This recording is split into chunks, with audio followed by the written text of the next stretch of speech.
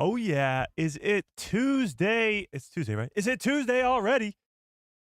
Yeah, it's Tuesday, right, Chad? Yeah, it's only Tuesday. Okay. Okay.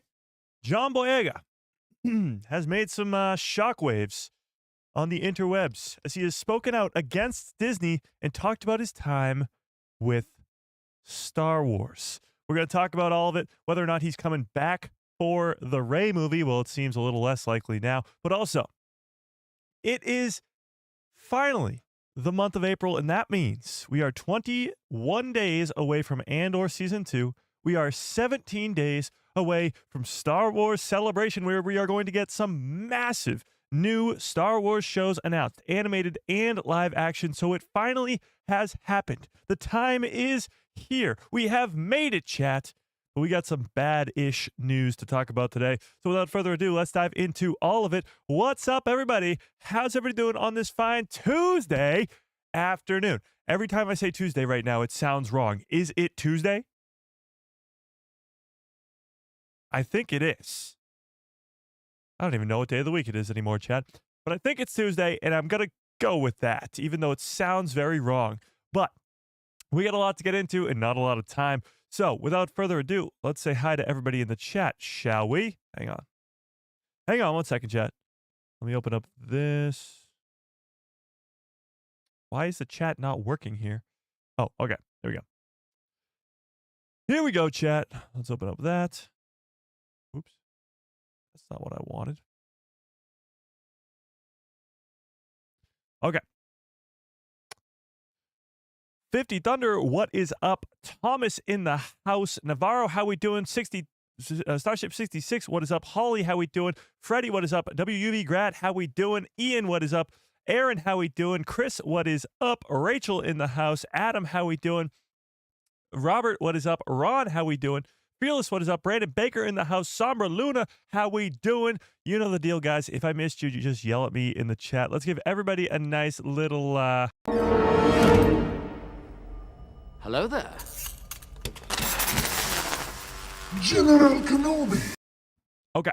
So, yes. Give me a 1 into the chat if you've seen this John Boyega stuff.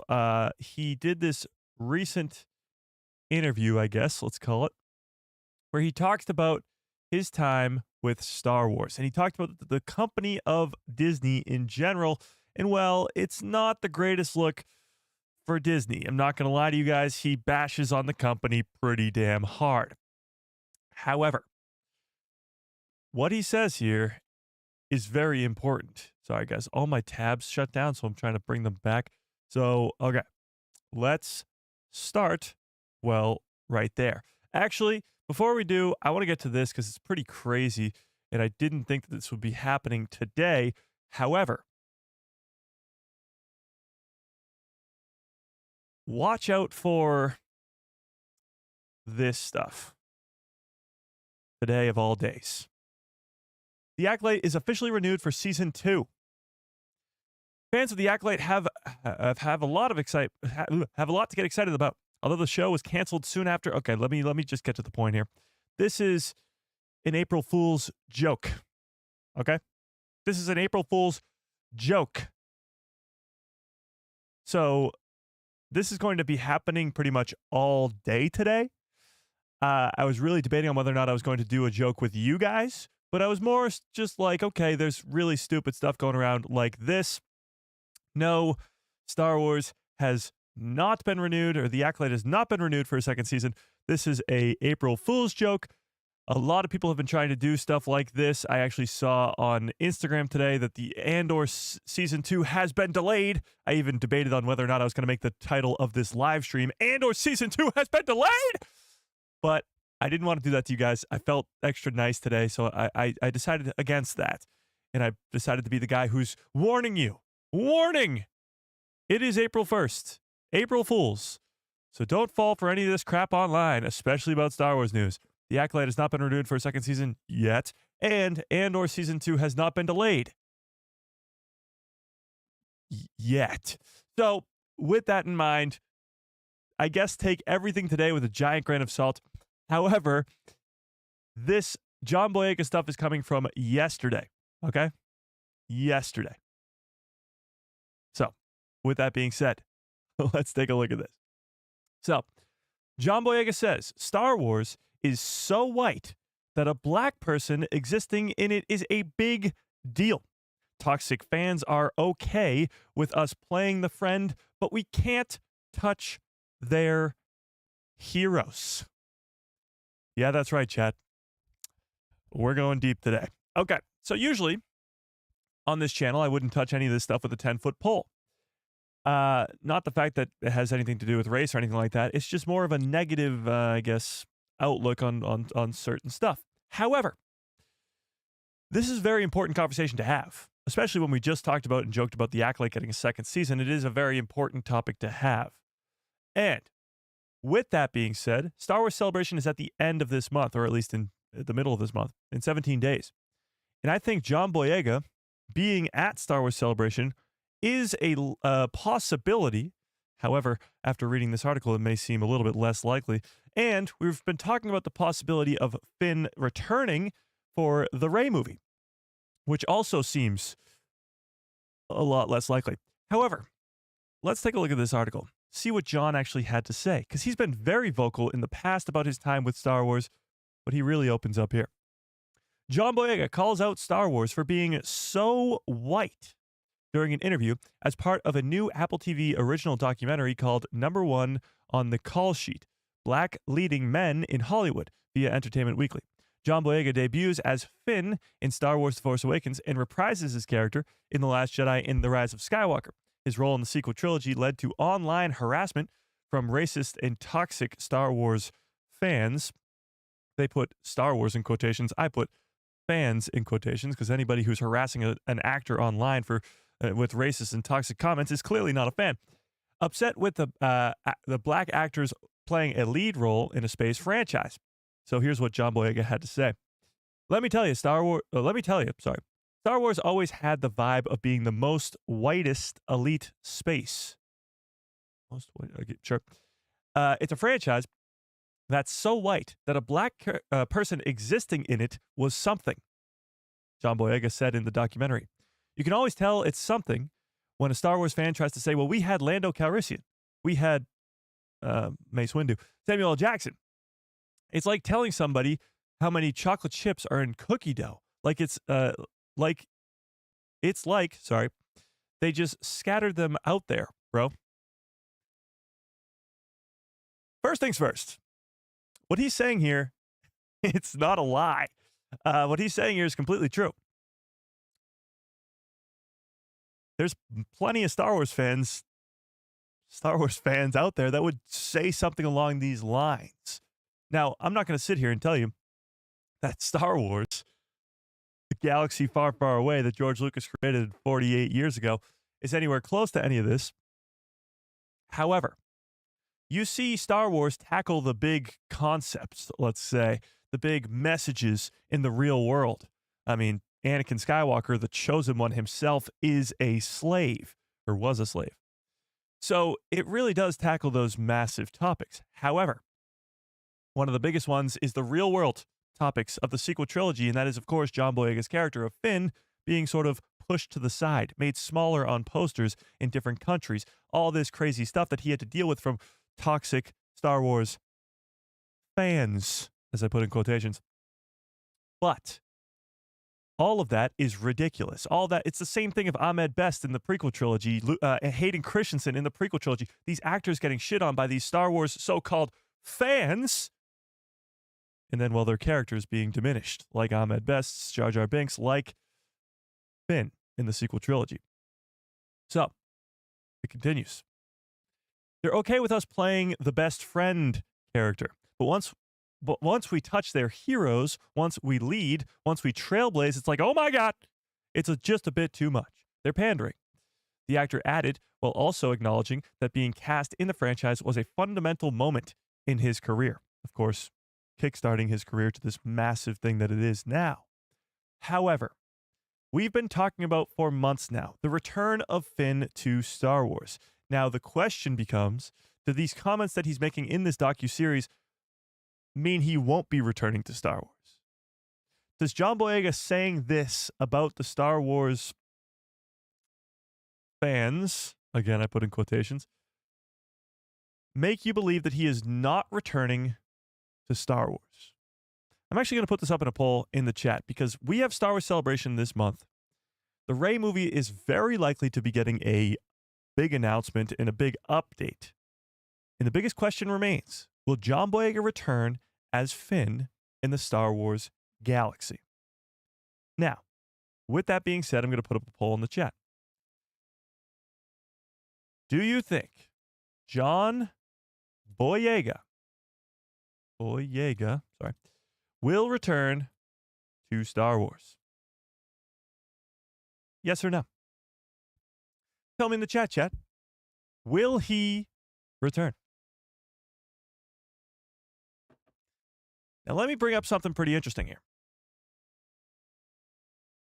Lucasfilm, in particular, in recent past, has been all about learning their lesson.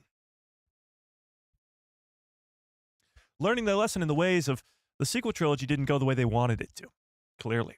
Each movie made less than the last. And critically, I mean, The Rise of Skywalker sits at, like a 50 on Rotten Tomatoes, something crazy like that. So, yes, the movies made billions of dollars, but they learned their lesson from the trilogy in not having a plan. When you look at the Mandoverse now, you have Dave Filoni, Jon Favreau in charge of what the plan is going to be. An actual, hopefully, a planned out Heir to the Empire trilogy would be nice. But they do seem to have some sort of plan. They've even rewarded Dave Filoni's hard work with a position of Chief Creative Officer, looking over all things Star Wars in terms of media being created. They've learned their lesson in terms of what they're going to do in the future. It's going to be planned out. The Rey movie, the Simon Kinberg trilogy, all that stuff is not going to be done or filmed until it's ready to go. The reason that the Rey movie has gone through 3-4 writers is because they're trying to get it right. They know they don't want to just force out some nonsense product that's not going to be good.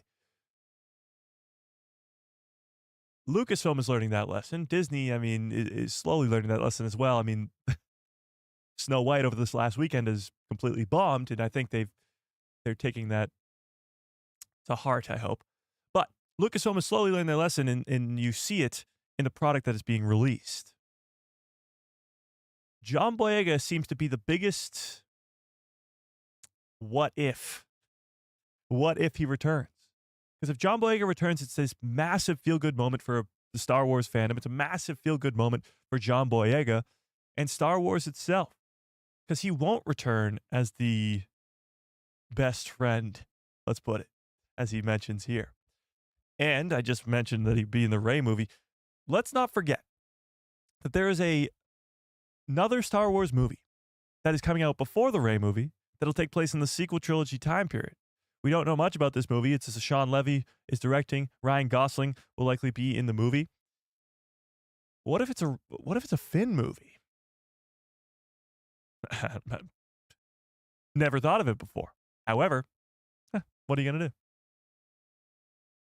It's possible. We know so little about that Sean Levy movie. However, it's going to be the very next Star Wars movie. Maybe. But let's keep reading. So, John Boyega first aired his grievances on GQ magazine back in 2020, so shortly after the sequel trilogy ended, about Disney fumbling the diversity in their Star Wars trilogy. He said at the time, "What I would say to Disney is do not bring out a black character, market them to be much more important in the franchise than they actually are, and then have them pushed to the side. It's not good. I'll say it straight up." And we've talked about this before, but he was very, very vocal about his treatment or his character's treatment in the sequel trilogy, how he was really just pushed to the side. Even in the marketing for the show, for the movies, he was propped up, at least for The Force Awakens, propped up as one of the main characters. And he was a main character in The Force Awakens. But slowly over time, his character's arc got diminished. However, he continues. "You guys knew what to do with Daisy Ridley. You knew what to do with Adam Driver," John Boyega continued. "But when it came to Kelly Marie Tran, when it came to John Boyega, fuck all," as he says. So what do you want me to say? What do you want me to say? I enjoyed being a part of it. It was a great experience. Nah. I'll take that deal when it's a great experience.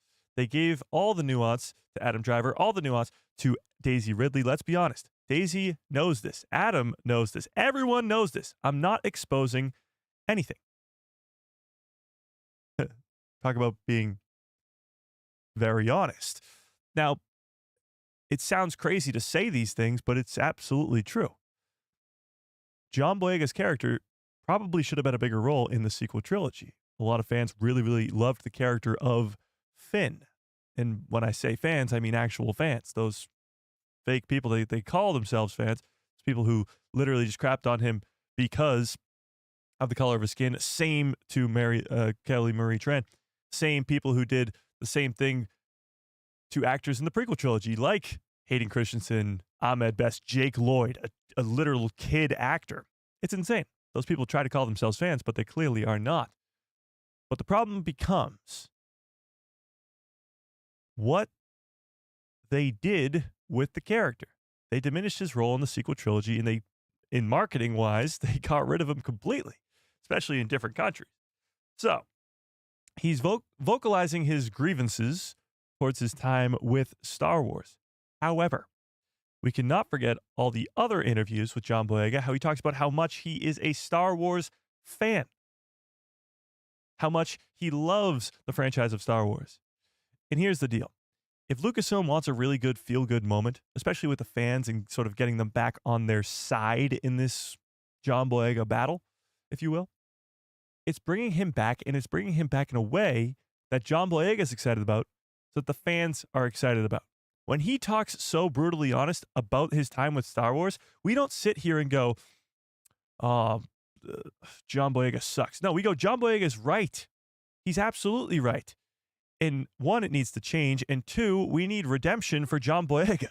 So if Disney or Lucasfilm wants to make that right, they bring him back. They bring him back and do right by his character. Give him the actual story that we've been waiting to see. Make him a Jedi like he was supposed to be. Not just allude to it that, oh, I got a secret to tell you. I got a secret to tell you. Oh, I might be a Force user. I ignite the lightsaber first, but I'm not really the main character. Like all that just beating around the bush. Actually give the guy the arc that he deserves and the arc that the fans want to see. And I actually think John Boyega speaking honestly about his time with Star Wars has made fans even just love him more. I think, maybe I'm wrong, tell me in the chat.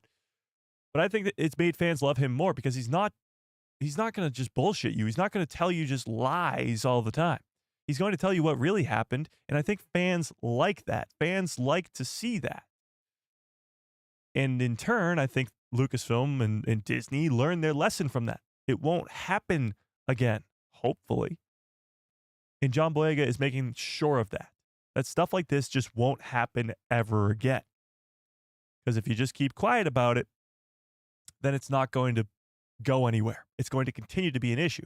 So John Boyega bringing up all these problems is not just to say, look, I didn't have a fun time with Star Wars. It's to say, look, this is an issue and it needs to be solved. And I think it can be solved. John Boyega, if you bring back the guy, if you bring back the character of Finn and do right by his character, it's the same conversation about Rey that we've been having over the last couple months here. So many fans don't like the character of Rey, don't like the character of Finn because they exist in that sequel trilogy. However, if you bring those characters back and do right by them and tell an incredible story with them, then fans are going to like them more. You know? So what I see here is not a character, not an actor, and John Boyega complaining about his time with Star Wars, complaining about blah, blah, blah, blah, blah. He's telling the truth. And I think fans really appreciate that and hope that change will be made, especially in terms of his character. It will be even more of a feel-good moment now to me that John Boyega comes out on stage on Star Wars Celebration, or at least gets announced to be returning at Star Wars Celebration, because he spoke his truth. He spoke the truth of what happened during the sequel trilogy. And Lucasfilm sees that, Disney sees that, he sees that, we see that, and we go past it. And we go past it in a way where we actually redeem that character, and we redeem John Boyega's arc in Star Wars. So the whole sort of news cycle has been John Boyega's crapping on Star Wars. John Boyega's crapping on Disney, crapping on all this stuff. I mean, yeah, he is, because that's the experience that he had. But it's not for just shitting on Disney's sake. It's not just to go, these guys are the bad guys. These guys did me wrong. These guys did. It's to shine a spotlight on what's wrong and fix it. And I'm really, really hoping that this is all happening now, because in 3 short weeks, or actually less than that, in 2.5 short weeks, we'll maybe be seeing John Boyega at Star Wars Celebration. He might be there for the 10-year anniversary of The Force Awakens, and he might be there to announce some new project that he's in. The Rey movie, his own movie, who the hell knows? So that's my take on all this stuff. I get it. It's sort of a shaky subject, I guess. I don't even know. I don't get it. I really don't get it. His character was mistreated. He was mistreated by the Star Wars so-called fans, and that needs to be redeemed. He needs a redemption arc. He needs to be, I don't know who gets a great redemption. Anakin Skywalker. He needs to be Anakin Skywalker and get that redemption arc. But only time will tell. So, with that being said, tell me in the chat, do you think that John Boyega will return to Star Wars? After he talks out about the company like this, where it sounds like he's almost crapping on the company and people make the headlines, make it look like John Boyega shits on Disney, it makes people think that he will never come back, ever, to Star Wars. But I don't think that's the case here. I really think that he's saying these things so that it gets fixed. It's a problem that needs solving. And him returning to Star Wars will be such a feel-good moment for Star Wars fans and really make, hopefully, the character of Finn a way cooler character, make him a Jedi, give him a role in building the next Jedi Order with Rey right alongside of her. And then who knows where you go from there. But you at least have to solve the problem first. And John Boyega is just shining a spotlight on what the problem actually is. Does that make sense? Does that make sense, Chad? Am I saying craziness here, or does it make sense? Why is this wire on the other side of my head? Hang on. Fixed it. Brandon says, I hope it's not a closed door. And with the right story, he would consider returning. I agree. I absolutely agree. And I think that's what's going on here. Honestly, the Rey movie being pushed back, getting so many different writers, might just be that John Boyega is involved with this whole writing situation because he's going to be involved in the movie, and they're waiting to find the right script that does his character right and that John likes. That's my hope, at least. But this article keeps going, so let's keep reading. John Boyega later revealed to The Hollywood Reporter that a Disney executive reached out to him following this GQ article that we just read above, and said that they had a very honest and very transparent conversation with the Disney executive, and added there was a lot of explaining on their end in terms of what they saw, or how they saw things. They gave me a chance also to explain what my experience was like, and I'd hope that me being so open with my career at this stage would help the next man. That's what we're talking about here. Helping the next people by solving the problem. The guy that wants to be the assistant DOP, the guy that wants to be the producer, sorry. I hope that the conversation is not just a taboo or elephant in the room now because somebody just came out and said it. Like we just talked about. John Boyega is trying to shine the spotlight here to fix the issue, not to just blame people, not to just go, they messed up, and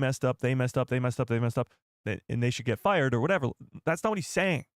He's trying to just show us that there's an issue there, and we all see the issue. We're not blind here, chat. We see the issue too. We saw what happened with the character of Finn in the sequel trilogy. We saw the Star Wars fans absolutely shit on certain actors and actresses from the sequel trilogy. Daisy Ridley, John Boyega, Kelly Marie Tran. They got absolutely shit on.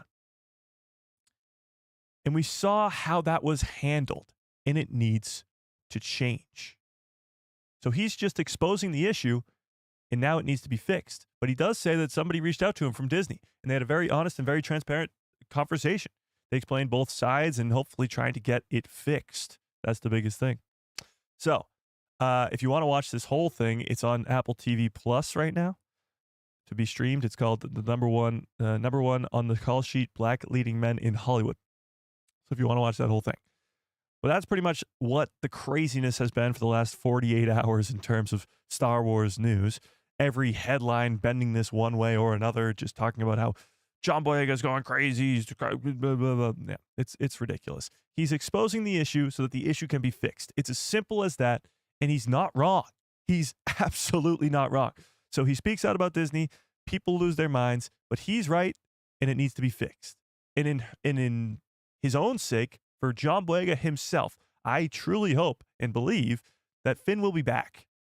And he'll be back with a redemption arc in terms of hopefully becoming a Jedi, hopefully being involved in the next generation of Jedi, and being that guy. Because that's what his character was supposed to be from the beginning. A stormtrooper turned Jedi is like the coolest arc that could ever happen in Star Wars. And they just missed it. They can still do it, but they missed it. Yeah. We'll get to Andor Season 2 in a little bit. Don't you worry about that. Kevin says, hello there. What's up, Kevin? How we doing? I like the character of Finn, but the movies... But immediately, going to toxic fans. What the fark? If it is Disney / Kathleen Kennedy movie, he could... I hate calling people toxic. Okay. I kind of follow you there. I understand the so-called calling Star Wars fans out, but I'm not really calling Star Wars fans out. I'm calling Star Wars fans out. I understand it. Disney, Lucasfilm, they were the ones who treated the character this way. But there's still the Star Wars fans, which he talks about right here. Well, he says that, but yeah. Star Wars fans. Well, he says this here, but I was looking for something completely different, Anna.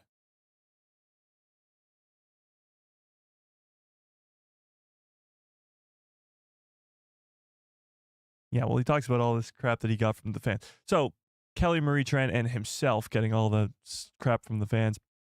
And Adam Driver and Daisy Ridley not really getting that. I mean, Daisy really did get a lot of that.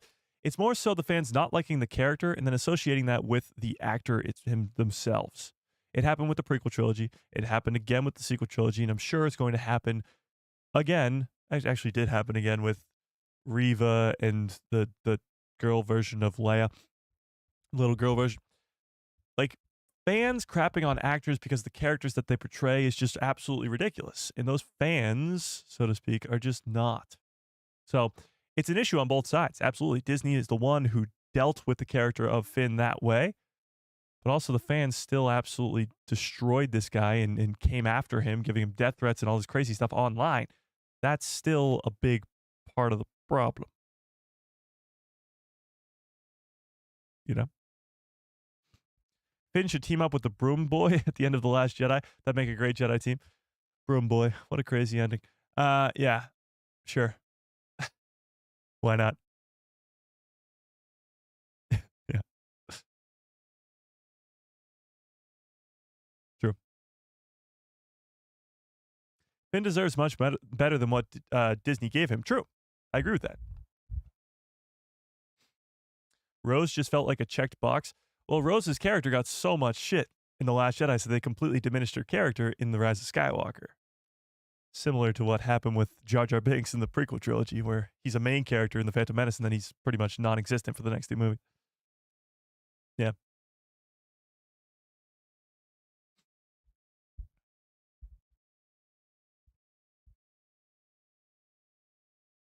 Okay, now here's where, again, we've missed the point. He's berating the fans for how his character was treated in the movies. No, not at all. He's not only called out the fans, but he's also called out the company itself, where he, again, said they knew what to do with Daisy Ridley. They knew what to do with Adam Driver. Talking about Disney. Disney knew what to do with Daisy Ridley, how to prop her up. Disney knew how to prop Adam Driver up. But when it came to Kelly Marie Tran and John Boyega, they said, fuck all. So what do you want me to say? I enjoyed my experience. It was a great experience. No. You deliver me a great experience, and then I'll say it is. So he's not complaining about fans here. He's complaining about the company itself and his experience with said company. He does talk about the fans up here when he talks about his experience with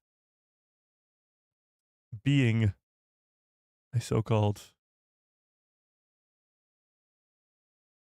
it's a franchise where so white that where black people exist, it is something. That's more so what he's talking about. He's not coming after fans individually. He's coming after the fans that were like this guy through the years of 2015 to 2019 was getting death threats because he is a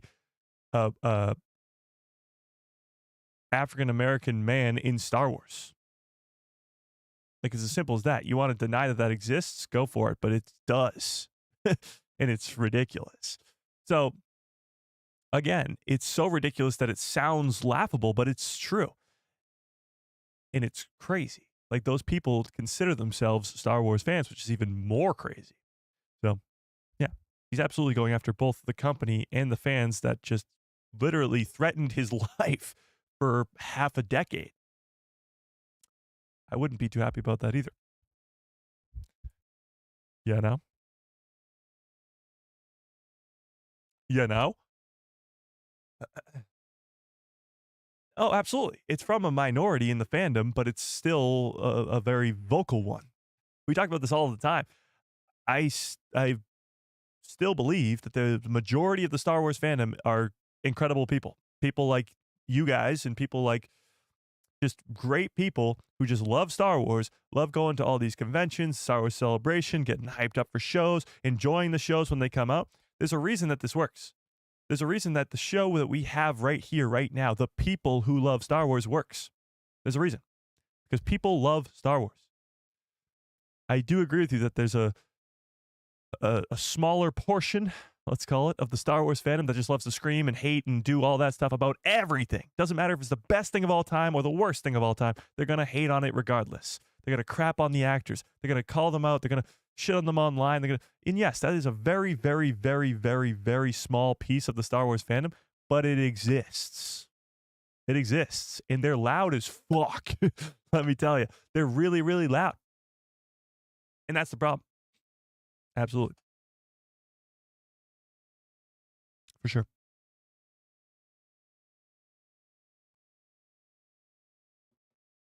Yesterday was Sid's birthday?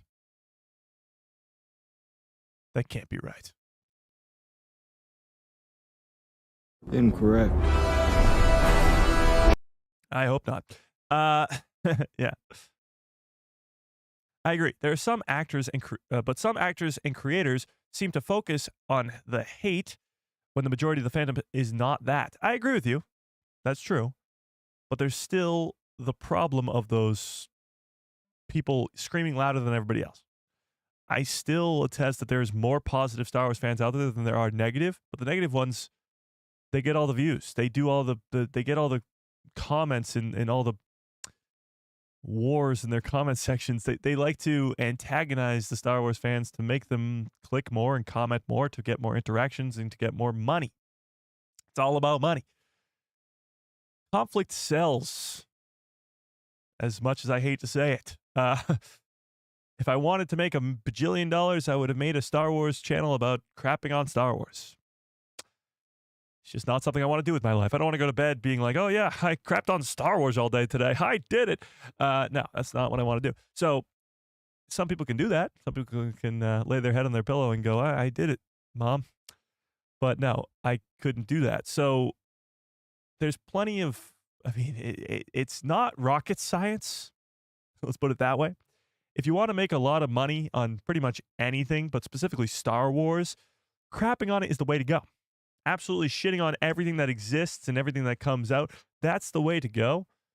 So when that is what happens, when the news headlines are all just shit, poop, sorry. Just crapping on and crapping on and crapping on here and there and there and there, everywhere. It sells. People click on that stuff. When the article says John Boyega shits on Star Wars for how they treated them, people click on that instead of John Boyega is trying to solve this issue. John Boyega is trying to fix what happened, what went wrong in the sequel trilogy. That doesn't get clicks. That doesn't get clicks. I made today's thumbnail or today's title, John Boyega speaks out about Disney or whatever, against Disney, whatever I said. That's a good, hopefully you guys click on that. Maybe, I don't know. But I could have made it, John Boyega is absolutely done with Star Wars. He hates everybody. He's going to, like, I could have made it a lot worse to get you guys to click on it. I could have put John Boyega's face with, like, Kathleen Kennedy crying and then be like, oh, me. Like, it's pretty easy to do, honestly. And I could have sat here and been like, John Boyega sucks. Disney sucks. Lucasfilm sucks. But I'm not going to do that. I'm not going to do that because that's not the truth. John Boyega is trying to make light of this situation, or shine a light, sorry, not make light.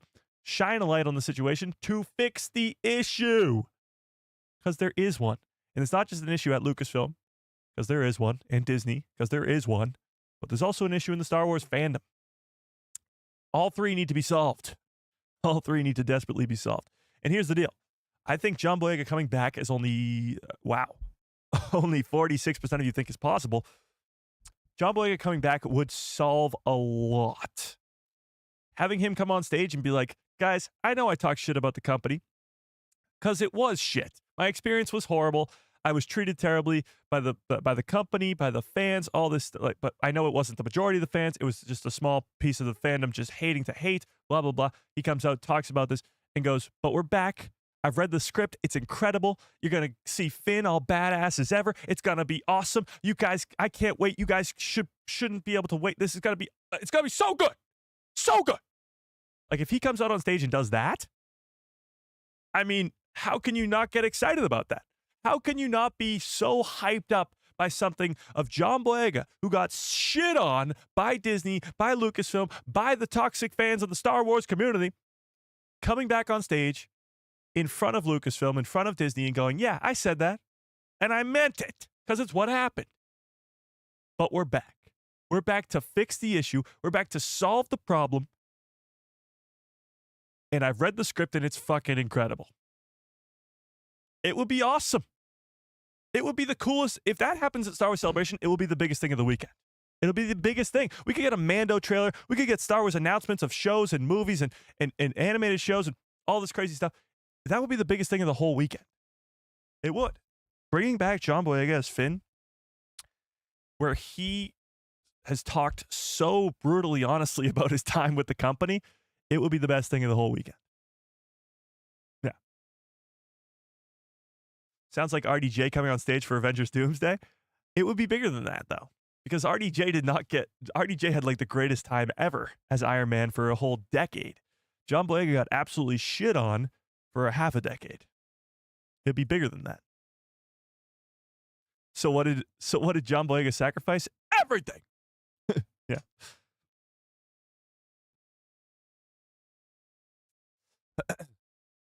Mike, you really think he's so fan to be happy? Oh, wait, what? He's so fan to be happy to come back?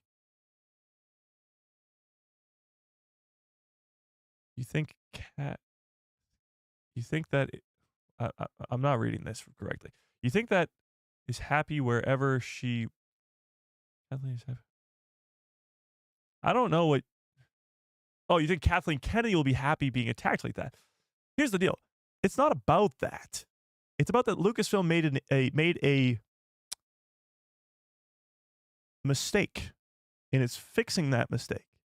That's the issue. Yeah. Is John even at Star Wars Celebration? Well, we don't know. We don't know.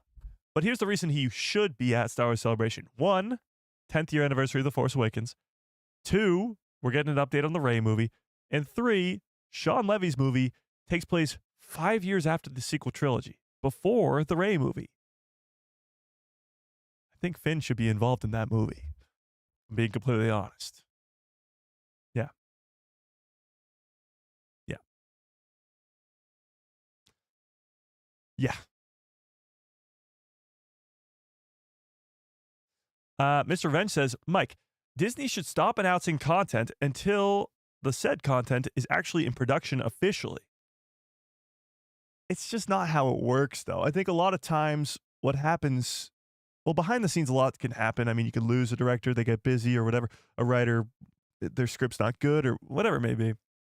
But when you announce a project, you're sort of putting out the feelers one way or another, whether or not people are going to like this. So you can announce something as a complete, like, just test to be like, we're announcing this project. And then fans are like, no, thank you. They're like, okay, we're not doing that project anymore. So that's a little bit different, but yeah. Yeah. By the way, shout out to Tom Cruise for getting John Boyega the role in Star Wars. Yeah, I did hear that story. John Boyega got help from, or Tom Cruise helped him out in getting the role for Star Wars. For sure. They make those mistakes, but they won't be happy to talk about those mistakes. True, but that's sort of the goal here. The goal is to put light on this so that the mistakes are fixed. You know?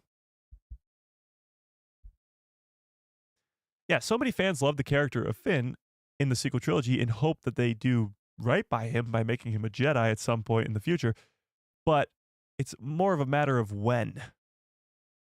Because John Boyega, I really think he's probably pretty hesitant to come back. He's going to have to see an incredible script first, and then he'll maybe agree to come back.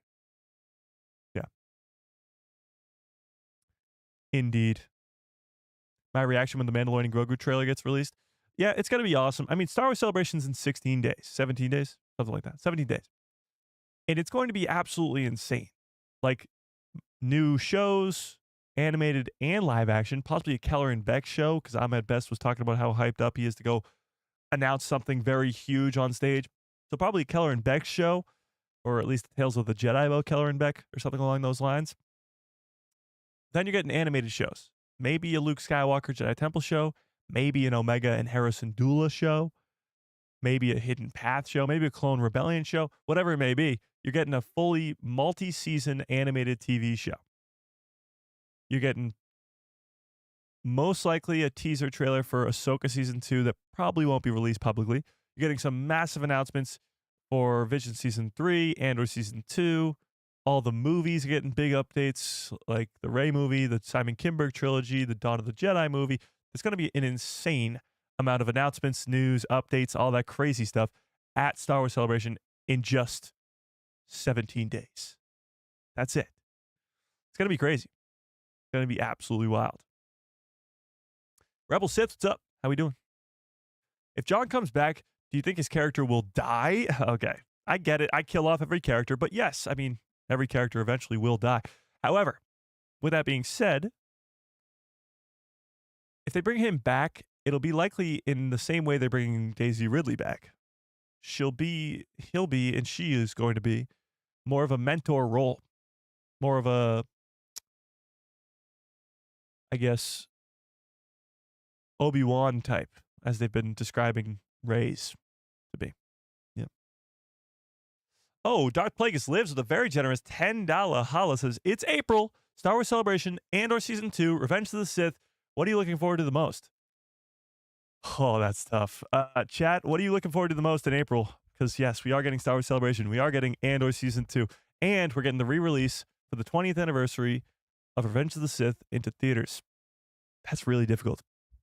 So on the one hand, like I just mentioned, there's going to be a absolutely insane amount of announcements at Star Wars Celebration. On the other hand, Andor Season 2, my hype level has gone through the roof over the last about week and a half because of the latest trailer, and we're only 21 days away or 22 days away. So it's right around the corner. 3 weeks from today. Yeah, we're 21 days today. 3 weeks from today is the premiere. So I'm getting ridiculously hyped up for that. The possibilities are pretty wild when you talk about Andor Season 2.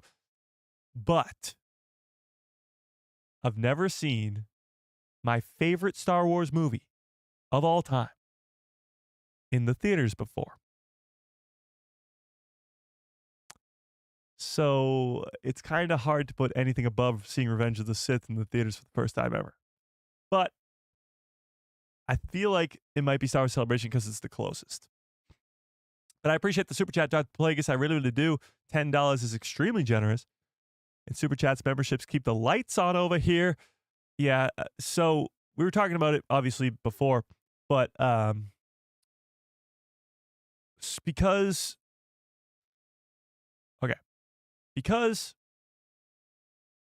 like I mentioned before, being a more so, I guess, negative Star Wars podcast, it of course draws more attention, draws more clicks, draws more views.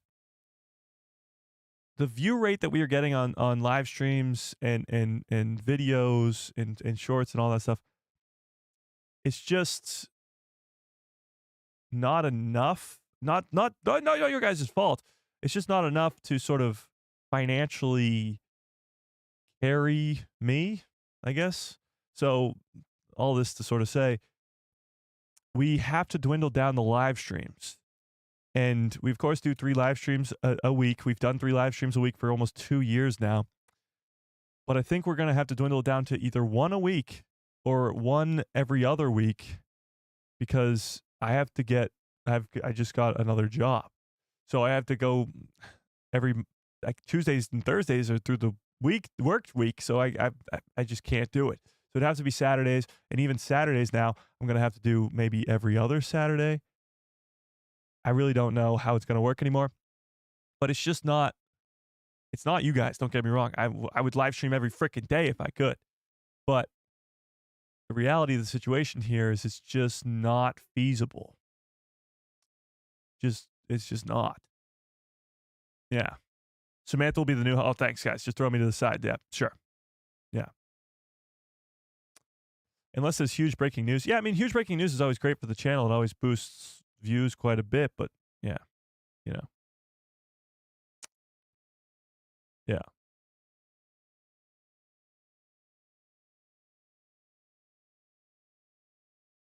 Damn, you guys saw right through that. Damn it.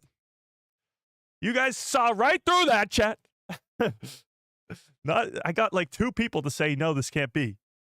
You were all like, no, it's a joke. Yeah, it's a freaking joke. If anything, we're bumping up the live streams to more a week. I'm not fucking leaving. No, yeah, you guys are stuck with me forever. Sorry. We have bumped it up to 4 streams a week because on Sundays we do members only live streams. You're a lousy liar, Mike? Oh, come on. I just chose the wrong day to do it. I got 7:30 Evie.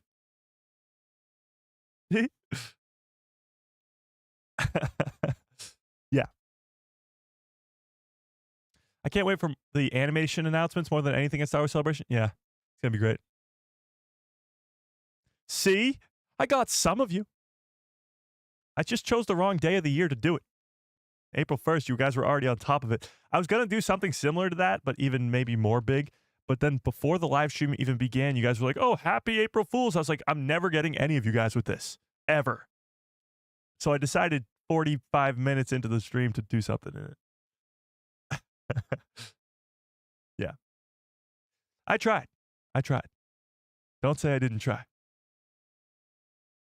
Yeah. Yeah. We are never not doing 3 live streams a week forever. You're stuck with me forever. The channel has been booming over the last 2 weeks. So I appreciate it. I'm sorry, guys. I had to do it. Thanks, Star Wars Order. I appreciate that. He said, I'm glad you're not leaving. You're my favorite channel ever. I appreciate that quite a bit. Jeez, Mike with the F-bombs. Sorry. Family-friendly show.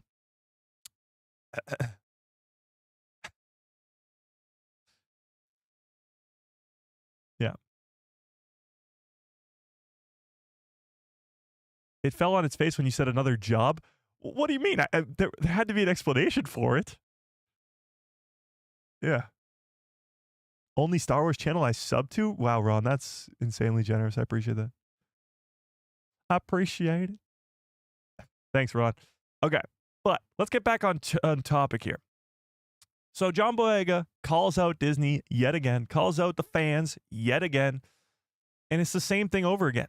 He's just putting a spotlight on the problem, and it needs to be solved. And I think the solve to that problem is bringing John Boyega back, having him come out on stage and go, this is what's happening. I'm coming back. I know I said all that shit about Disney, and it was all true. I know I said that shit about being shit on by the Star Wars toxic fans, so-called fans, and that is true too. But I'm back because guess what? I'm the man, and we're going to redeem my character. He's going to be a freaking Jedi. He's going to be badass. And we're all going to be like, yes!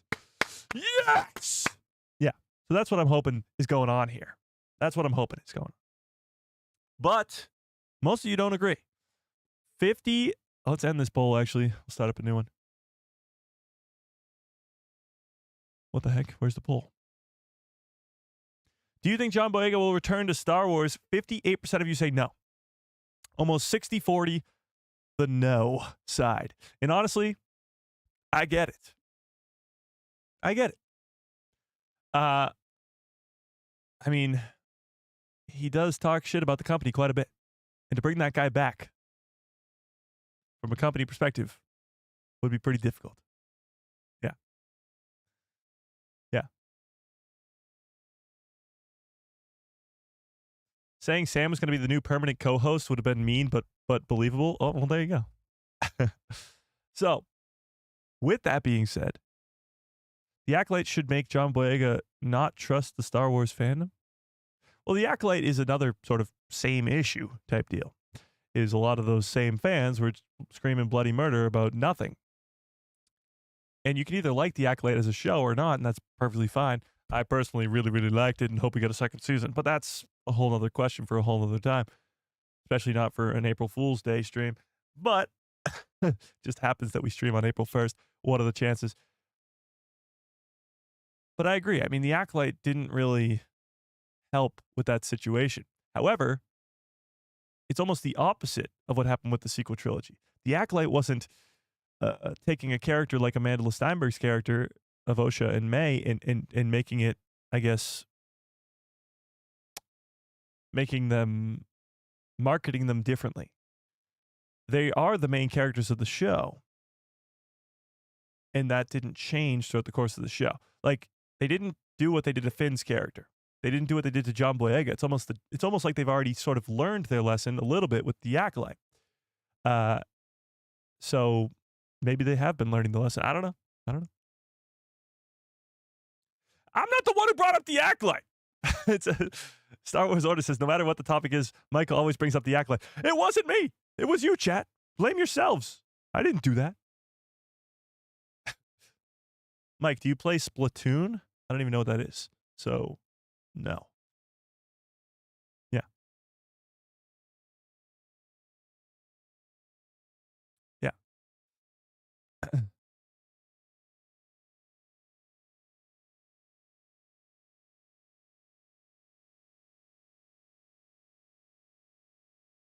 Yeah, I mean, I guess. True. John Boyega is racist? I don't know about that one. Yeah. They straight up used John. He would have been a sick Jedi. He would have absolutely been. Well, here's the deal. He still can be. That's the sort of a lot of Star Wars fans' dreams, is to bring the guy back to be a Jedi. Either in a Rey movie or his own project or show or movie. He has been pretty vocal about not wanting to be a Disney Plus show. So it would have to probably be a Finn movie. But again, Sean Levy's movie, which takes place 5 years after the sequel trilogy, we have no idea what's going on with that. You know?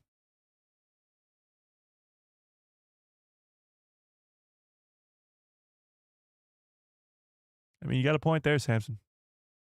You got a point there.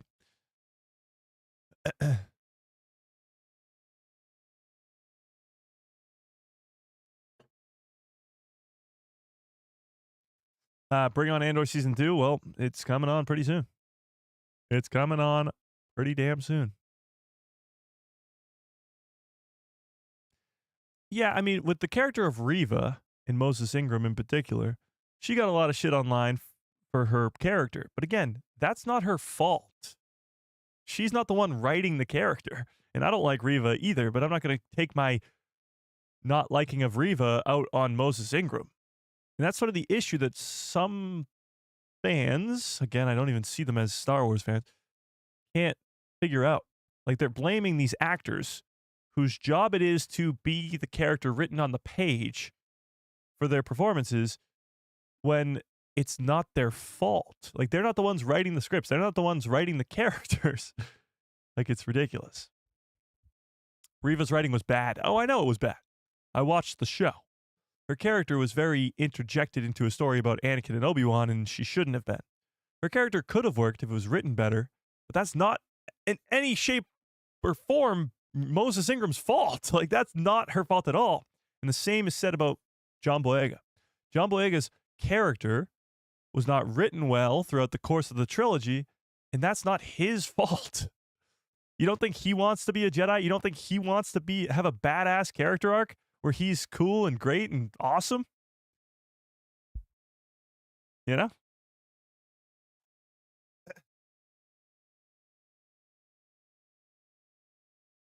Some fans have always had that issue, blaming Jake Lloyd, yes, blaming Hayden Christensen, blaming Ahmed Best, exactly. They're just focusing on their hate on the wrong direction. Yeah, I mean, absolutely. They're focusing their hate in the wrong direction. True. Star Wars Santa says, I'm about an hour late. I'm listening from the beginning at 2 times speed. Happy Tuesday. Well, Star Wars Santa, you're in for a treat, but that must be so funny listening to me 2 times speed. Why don't I just... I already talk so fast. So 2 times that fast? That's pretty crazy. I liked Kenobi mostly. Reva was terrible, and I honestly don't think the actors did a really good job. Boyega did a great job. I like Kenobi a lot, actually. A lot more than most people do. Reva, I'm not a fan of. However, the rematch of the century, so to speak, and when he drags him across the fire, which is pretty awesome, it's incredible. And the early stuff, especially episode 1, when he has to get dragged off of Tatooine because he's watching over Luke, is great. Yeah. The whole John Boyega thing was the topic, not political. Yeah, no. When did we get political? Nobody made this political. Finn suffered at the hands of how the sequels panned out. Wasn't planned or thought out from the beginning. Inability to manage the trilogy whilst also ignoring the prequels was a bad move. Absolutely. And John Boyega sort of takes the cake on all that. He's the one who hurt the most. Yeah.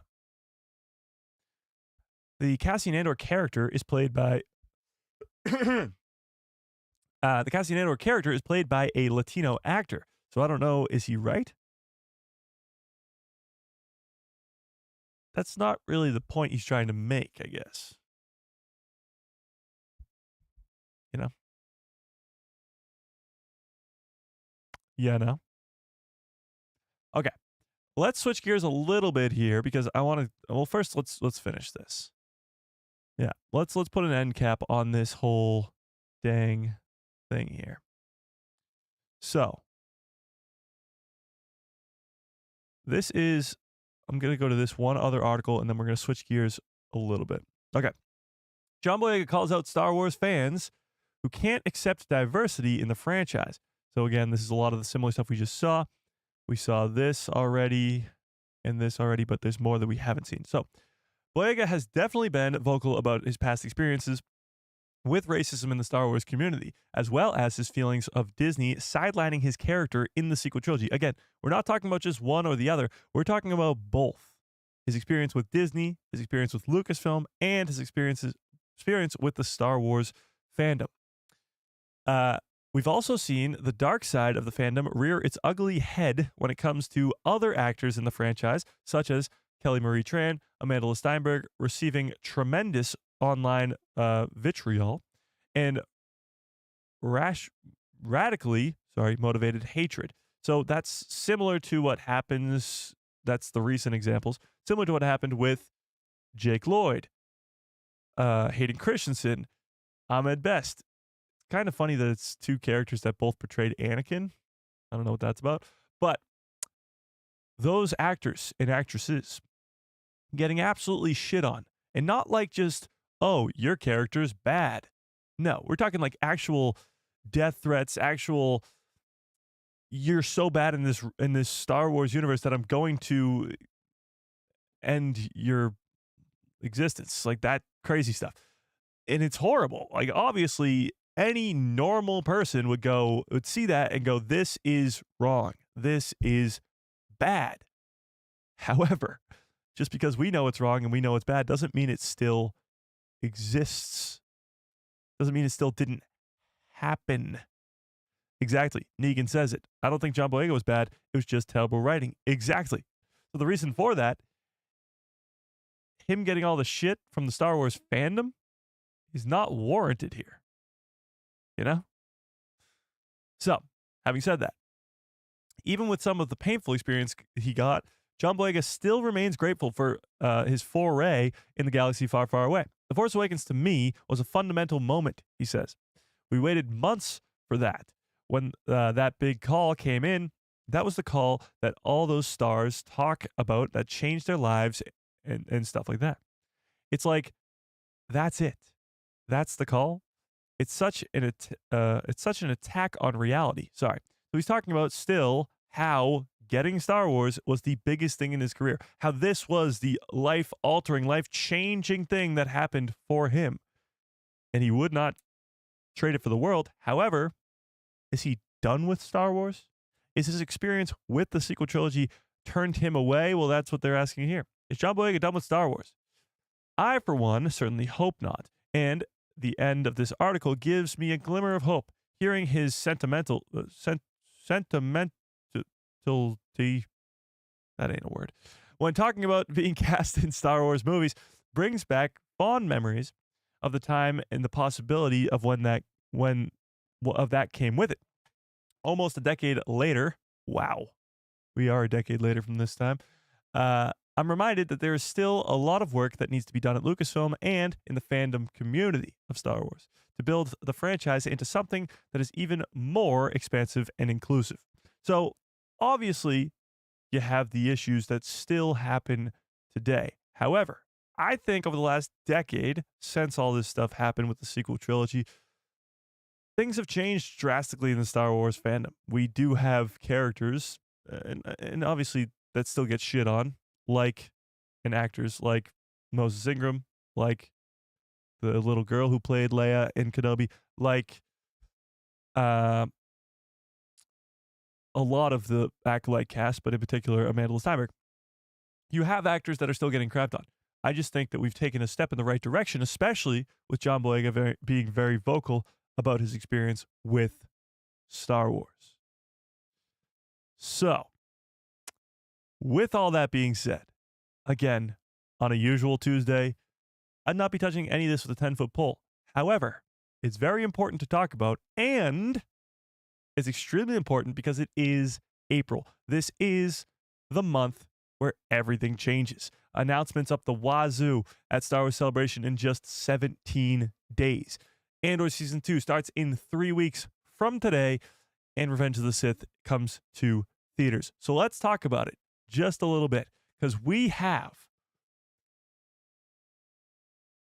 an insane month coming up. And first things first, let's talk about this week, how we could be getting something absolutely insane. Oh, wait, hang on. This is pretty cool. I just saw this out of the corner of my eye here. Chewbacca's bowcaster from the original trilogy has been sold at auction for $768,600. His original blaster from the original trilogy was just sold at auction for almost $800,000. Okay, but that's not what I was looking for. Hang on. That's not what I was talking about. So we got two pretty crazy things that might be happening today, but I guess one of them might just be fake. Hang on, let's see.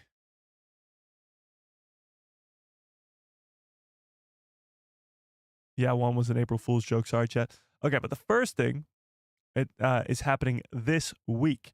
So, currently right now, there's something called CinemaCon going on. And CinemaCon is sort of a update on a lot of movies, cinema, if you will. So, there has been this 2026 film slate image that was revealed from CinemaCon. And on it, you see projects like Super Mario Bros. 2, Shrek 5, Avengers Doomsday, Spider-Man 4, Mega Minions, Fast X Part 2, Toy Story 5. But the biggest one for us Star Wars fans is the Mandalorian and Grogu movie. So this Thursday, so I think it might be during our live stream, it might not be during our live stream, but this Thursday, we do have a Lucasfilm panel at CinemaCon where we'll get some sort of announcement. Probably not a trailer, but some sort of big announcement for the Mandalorian and Grogu movie. Maybe a teaser trailer is shown to the people there at CinemaCon, but there will be some sort of announcement in terms of Star Wars news at CinemaCon this Thursday. Yeah, there's actually a big panel last night for Sony where they announced Spider-Man 4. They gave it a name. I forget what the name is. It's like Brand New Day or something like that. Yeah. Yeah, Fast and Furious 27. Yeah, it's Fast and Furious X, which is 10, but it's technically part 2, so wouldn't that make it 11? And isn't there Hobbs and Shaw, which is also a Fast and Furious, so this would be episode 12? I don't know. Yeah, the Fast and Furious movies are pretty strange to me. But having said that, we do have a super chat. Hang on. I Hodge with a very generous $25 holla. Holy crap, I Hodge. I appreciate that quite a bit. This is Mike. Thank you for taking your time to openly talk about the state of the fandom in the wider world. I appreciate that. Any form of tolerance should be called out, and people listening to it and not telling what is happening. Respect, dude. Well, I appreciate that, I Hodge. I really, really do. It was just very important to talk about, especially because of what John Boyega said, but it's still an issue that needs to be solved. And I think it still could be, especially this month at Star Wars Celebration. Okay, but going back to this. On Thursday, we will be getting some sort of announcement for the Mandalorian and Grogu movie at some sort of Lucasfilm panel on Thursday, which is pretty cool. So that will, probably won't be too much, maybe a poster or something, which would be kind of nice, actually. But the majority of the announcements for the Mandalorian and Grogu movie will come at Star Wars Celebration in 17 days, when we'll likely get a teaser trailer released publicly, which will be great. And we'll get a cast and all that great stuff too. Because right now, we really don't know much about the cast at all. However, here's what we do know. 2026, The Mandalorian and Grogu movie, the 5 key Star Wars characters that will appear, confirmed and reported. So not all of these are confirmed. The Mandalorian and his young companion Grogu will soon chart a course for the big screen in their Star Wars film. And they won't be alone. The Mandalorian and Grogu movie will be released in 2026 and will be the first theatrical Star Wars film since 2019's The Rise of Skywalker. The movie is happening ahead of Season 4, The Mandalorian, on Disney Plus, if that happens, and will feature both familiar and new characters. Here's why I don't think that The Mandalorian is going back to Disney Plus for Season 4. Because some people think it will. I don't think it will at all. And here's why. Think about how confusing that will be. For Star Wars fans who don't really know what's going on here, think about how confusing that will be. You go from 3 seasons on Disney Plus to a movie, which you'll have to watch in order to watch Season 4, then back to Season 4. So if somebody's watching The Mandalorian, binge watching it through from the beginning, you'll have to watch 3 seasons and then stop. Actually, no, you'll have to watch 2 seasons, then stop and watch the Book of Boba Fett, then watch the 3rd season, then stop and watch the Mando movie, and then go back and watch Season 4. So it's going to be pretty confusing. But not only that, I think Din Djarin will die. I know. I think Din Djarin will die in the Mandalorian and Grogu movie. I think his death will be the catalyst to bring all these characters together. Din Djarin is friends with Cobb Vanth, Boba Fett, Luke Skywalker, Ahsoka Tano, Bo-Katan, Carson Teva. So he's friends with the underworld in Boba Fett and Fennec Shand. He's friends with the crime syndicates too. He's friends with the Mandalorians, because he is one. He's friends with Luke Skywalker, a Jedi. He's friends with Ahsoka Tano, a Jedi. He's friends with the New Republic with Carson Teva. So, yes, I'm predicting deaths again, but his death would be sort of what brings everybody together. especially if Thrawn kills him. But that's also why I don't think there'll be a season 4. Okay, moving on. So all characters that will be in the Mandalorian and Grogu movie so far. Din Djarin. Whoa. Really? That's crazy. Okay. Din Djarin. The Mandalorian himself, aka Din Djarin, will of course be in the Mandalorian and Grogu movie. The last that audience saw of Din was in season 3 of his own series. He had teamed up with the fellow Mandalorians to fight Moff Gideon and the battle that they ultimately won. The Mandalorian himself found himself a new life on Navarro, taking on contract work from the New Republic. With Gideon defeated and the simple life ahead of him, it remains to be seen what trouble could be significant enough to draw Din Djarin back into action. As is the case in all 3 seasons of the Disney Plus show, Pedro Pascal will take on the role of Din Djarin in the Mandalorian and Grogu movie. Grogu. Shocker. Grogu is another obvious one to appear in the Mandalorian and Grogu movie. Fans first were introduced to the adorable Force-sensitive youngling in the Mandalorian season 1 back in 2019, but back when he was known as Baby Yoda. Over the subsequent seasons, Grogu formed a bond with Din Djarin, who eventually adopted him as his own at the end of season 3. There are still many mysteries surrounding Grogu and why the Empire is so hell-bent on capturing him throughout The Mandalorian. While plot details for the Mandalorian and Grogu movie remain under wraps, it seems that Grogu's power could cause more trouble. Well, let's not forget that we've sort of learned over the course of The Mandalorian's 3 seasons that the reason that the Imperial Remnant wants him is for his blood, because they're trying to create a Force-sensitive clone, well, first of Moff Gideon, but also Snoke and Palpatine. Which would be pretty cool if Grogu's blood and maybe a form of Luke's blood and all that stuff gets combined to either bring back Palpatine or even create Snoke. It'd be awesome. Now it gets a little weird. Rada the Hutt. Yeah, that's right. Stinky, the child of Jabba. Now we knew this was coming. This was from a couple months ago. But it's still very strange. A new character who will be making their big screen debut in the Mandalorian and Grogu movie is Stinky the Hutt, aka the son of the notorious Tatooine crime lord Jabba the Hutt.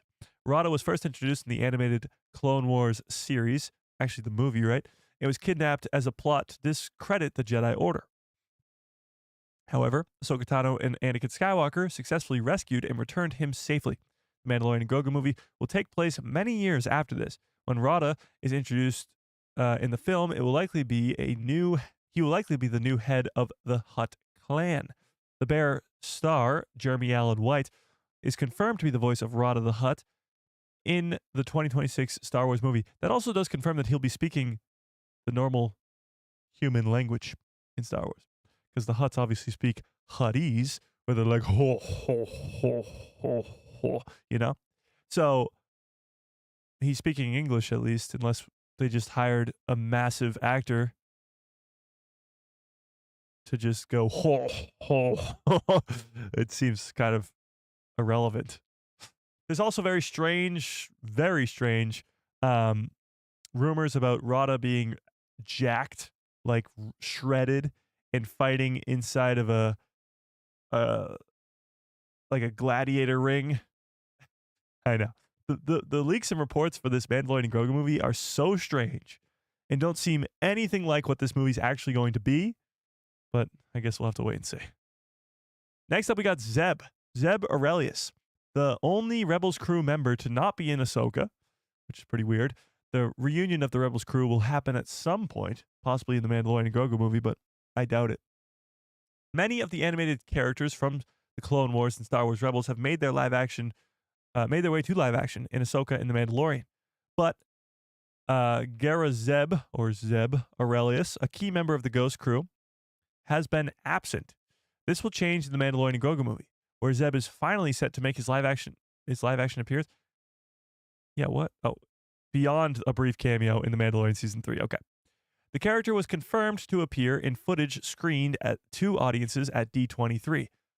Okay, so D23 was last August, about 7-ish months ago. That means that they've had that footage done for 7 months. think about what they've obviously they finished filming the movie, but think about what they can give us in terms of a trailer at Star Wars Celebration. It's going to be insane. Okay. In the scene, Zeb discusses the state of the New Republic with Carson Teva. This was in the Mandalorian and Grogu movie. I mean, Mandalorian Season 3. With Ezra Bridger, Sabine Wren, and Harrison Dula all appearing in Ahsoka, it seems the Mandalorian and Grogu movie may pave a way for a full reunion between the Star Wars Rebels crew. Now here, tell me in the chat, why can this not happen in the Mandalorian and Grogu movie? Do we know, chat? Why can a full reunion of the Star Wars Rebels crew not happen in the Mandalorian and Grogu movie?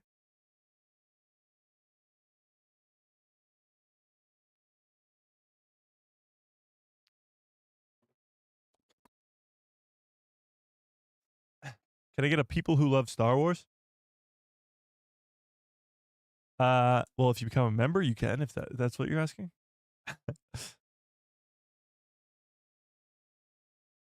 Because there'll be no cameos. No, there'll be cameos. I'm sure a lot of them actually in this movie. Kanan, yes, Kanan is dead, but no, not what I'm thinking. Yes, there you go. Chris got it. Ahsoka and Sabine are on Peridia. So Sabine, of course, being a member of the Ghost Crew, can't be involved in the reunion of the Ghost Crew when she's in a completely different galaxy with Spider-Man No Way Home. Yeah. Yeah. Exactly. So it'd be pretty hard to do that. Yes, Kanan is dead, obviously, but I'm talking about the living members of the Ghost Crew. Sabine is in a completely different galaxy. So they'll have to wait at least until Ahsoka Season 2 or maybe even the next Mando movie to tell that story, I guess. However, the other one we know is an Imperial warlord. Johnny, or is it John? Yeah, Johnny Coin. Sure. The Imperial warlord from The Mandalorian is set to return in the movie. His warlord was a member of the Shadow Council, as you can see right there, which seeks to destroy the New Republic. He was shown in The Mandalorian Season 3 to be working with Moff Gideon and may take over the duties as one of the main villains alongside of Grand Admiral Thrawn in the movie following Gideon's defeat. So there's some fans still out there that think that Moff Gideon is still alive, and I certainly hope not. He had 3 great seasons. He was a great villain, but he's dead now, hopefully. And it's time to move on. And it's time to move on to not only characters like this, because he'll make a good sort of sidekick, but also Grand Admiral Thrawn. It's time to bring in the big blue meanie as the heir to the Empire like he's supposed to be. And the Shadow Council will just be right alongside of him. Can somebody help me out in the chat? Does he obviously has some speaking lines in The Mandalorian Season 3. What does he say? Because all the Shadow Council members are sort of on different missions, or at least they have different ideas of what the future of the Empire should look like. Some people are saying Project Necromancer. Some people are saying Grand Admiral Thrawn is coming. He's coming very soon. Just wait for the heir to the Empire. And then Moff Gideon's like, I'm going to do my own thing. I'm going to make clones of myself and be all Force sensitive and all cool like that. You know? What does this guy want? I don't really remember. He was the one worried about money. But whose side is he on? Did he want Thrawn? Did he not want Thrawn? Did he want Palpatine to return? He's only worried about money? Oh, great. That's fantastic. I got to rewatch this scene. I'm not going to pretend that I remember it all. Yeah, I'm not pretending either. I don't remember what the hell he says. I don't remember it at all. So I need help, chat. I'm asking for a lifeline here. Phone the chat. At Atten, here he comes. Well, that's actually interesting. If he's only worried about money and funding the Empire, well then, yeah, Skeleton Crew just introduced the infinite money glitch in the Star Wars universe with a Old Republic mint on the planet of Atten. Maybe that's why Skeleton Crew had to come out before the Mandalorian and Grogu movie. Interesting. Huh. That would be pretty wild. This guy's trying to fund the First Order by taking over at Atten with the help of Grand Admiral Thrawn. That would be insane. Maybe the reason we didn't see any familiar faces that we knew from the end of Skeleton Crew from the New Republic is because they're all going to die Maybe. Pelion told him to back off. Back off from what, though? Back off from what, though? More Emily without the helmet? Did we get any Emily without the helmet? I don't think we do.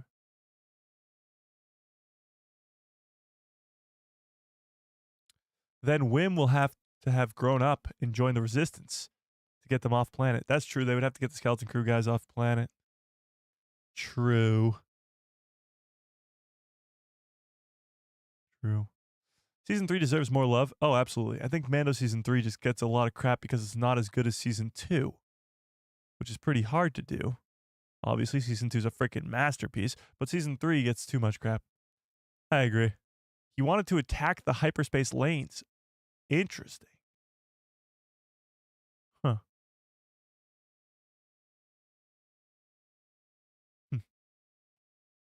Apparently, he was being close to being found by the New Republic. Okay, now we're getting somewhere. So maybe he does get found by the New Republic and Din and Grogu have to take him out. That'd be pretty interesting. I like it. Okay. We got a bonus character here, Sigourney Weaver. Sigourney. One of the only other cast members that has been confirmed for the Mandalorian and Grogu movie is Sigourney Weaver. It's Sigourney Weaver, but you know. If you know, you know. She'll be next seen in Avatar Fire and Ash. Okay, interesting. Details surrounding the identity of Weaver's character have not been disclosed, sorry. But this was the first time that the actress will appear in the Star Wars franchise. In an interview with Deadline, she teased that she got to meet Grogu. Interesting. Which confirms that her character will share an on-screen scene with the Force-sensitive youngling. And then it just says it will release on May 22nd, 2026. So, with this massive movie that comes out in just over a year, we only know of 1, 2, 3, 4, 5, 6 characters that will be in the movie. That's it. So where there's characters like possibly Grand Admiral Thrawn, possibly Bo-Katan and Boba Fett and all these, I mean, maybe Luke, Leia, and Han, who knows how crazy they're going to go.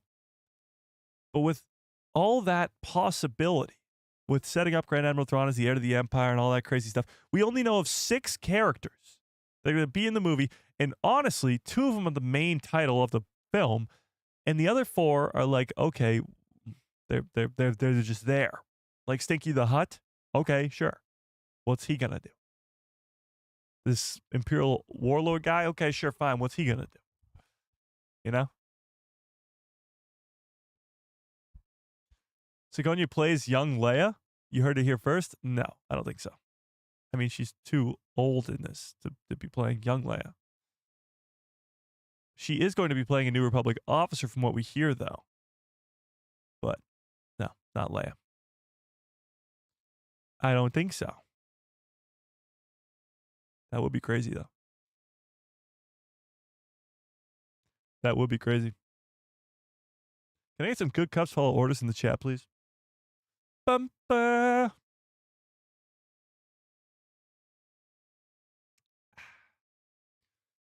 So, with that being said, the trailer that's going to be released at Star Wars Celebration in a couple short weeks is going to give us some insane information about the Mandalorian and Grogu movie because we don't know anything. The leaks and rumors say that it's going to be a mission to save Stinky the Hutt from Embo, the bounty hunter. Really? That's going to be your movie? I don't think so. I don't think so. So, yeah, I mean, yeah.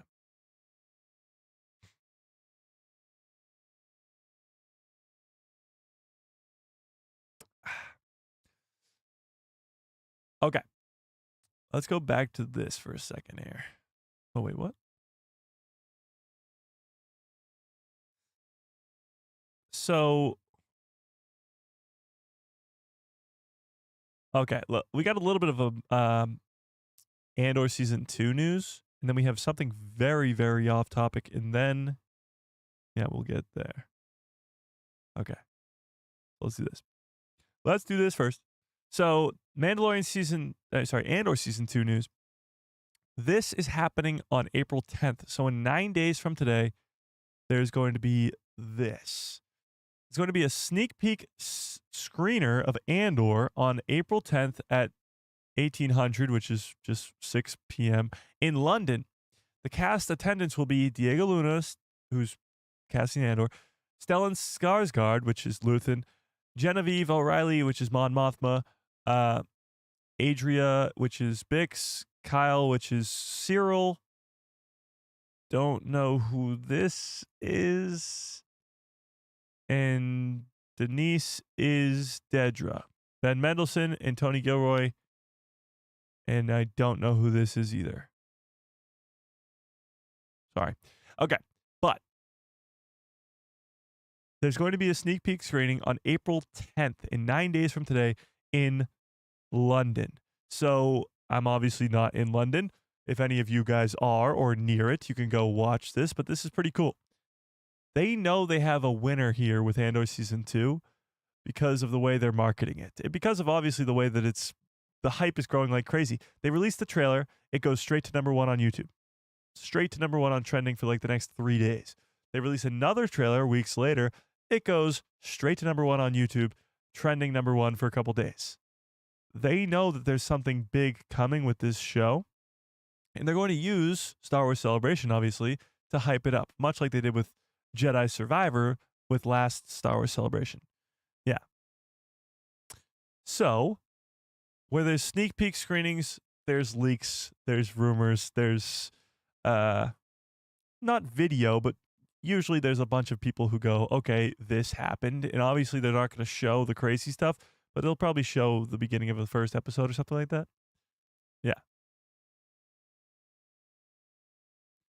Dang it. Why don't I hear about these things in advance? Is it open to the public? I could go maybe. Well, I believe it's open to the public. I don't know how you'd get tickets or anything like that.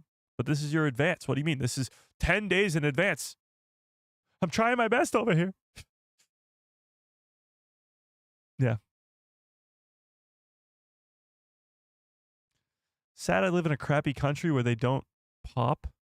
Where they don't pop? What? Where's everybody tuning in from today, chat? We got people all over the globe. Pretty cool. But that's pretty cool. We also got this today from Star Wars. They posted this. That's no moon.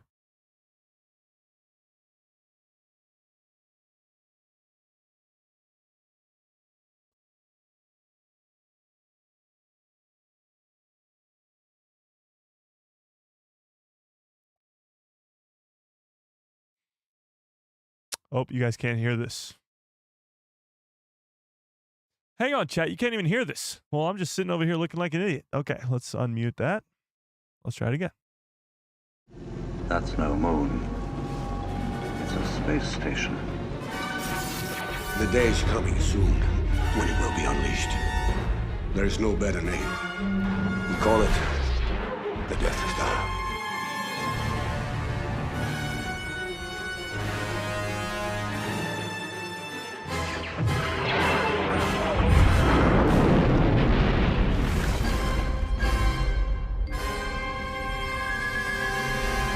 Oh, it's beautiful. That's no. Again, Lucasfilm knowing their audience. Oh, it's beautiful. It's been this meme for forever. But it says that's no moon. For more Death Star, watch The Clone Wars, Revenge of the Sith. Forgot it's in The Clone Wars. You see the plans of it. New Hope, Return of the Jedi, and Rogue One, A Star Wars Story, and Andor streaming on Disney+. So we've talked about this before, but Andor Season 2 is going to have the Death Star sort of as a scare tactic a little bit. Because characters like Cassian can't come face to face with the Death Star. However, in Season 1, he does help build the Death Star on Narkina 5, but he doesn't know that. So he can't come face to face. That doesn't mean that other characters can't see the Death Star, or at least know of the Death Star. In the latest trailer for Andor, if I can pull it up really quickly. In the latest trailer for Andor Season 2, we did see this.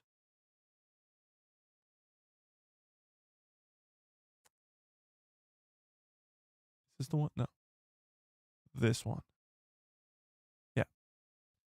So this trailer that released literally a week ago that has 3 million views. I came with you to be part. together, we will be crushed. Resistance is absurd. It's a weapon. So this is, I think, Clea, right? It's a weapon. She's saying it's a weapon. They're building a weapon. They're building a weapon. Talking about the Death Star. So she has some knowledge of the Death Star in this second season, which is pretty wild. I really don't know how they're going to utilize the Death Star. Obviously, Krennic has a big role in this second season, so it's going to be, at some point, I guess, very important. But you'll see the Death Star quite a bit. The problem is, I don't think it'll be used. I don't know. I mean, tell me in the chat if you think it'll be used. Actually, let's pull that up because I'm very interested to see this. It might be the last time we ever see the Death Star. Because if you think about it, Andor Season 2 is the final piece to the puzzle. It's the final arc. It leads right into Rogue One, meaning this entire part in the timeline is filled out. Andor tells the story of the rebellion. It tells all of it up until Rogue One and up until A New Hope, because it leads right into A New Hope.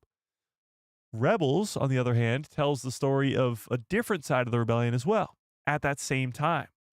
So this time period, the 5 years before A New Hope, it's really filled out pretty great.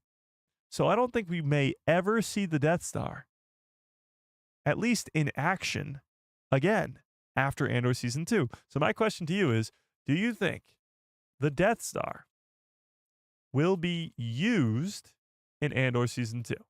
So obviously it will be in Andor Season 2, but do you think it'll be used in Andor Season 2? Yes or no?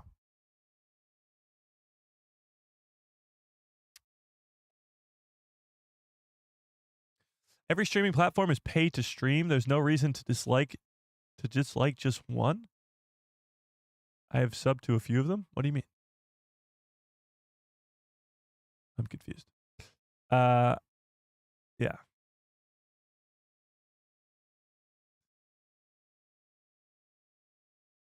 Interesting. No, not in the weapon way. Okay. Will we see the Death Star in hyperspace? Huh. It does go through hyperspace, so, I mean, in theory, we could. It has its debut in Rogue One. Well, I mean, it is in Andor Season 1. Not being used, but yes. Yeah. Cooper says, Mike, my school got hit by a tornado. What? Are you okay? Cooper, were people in it when it got hit by a tornado?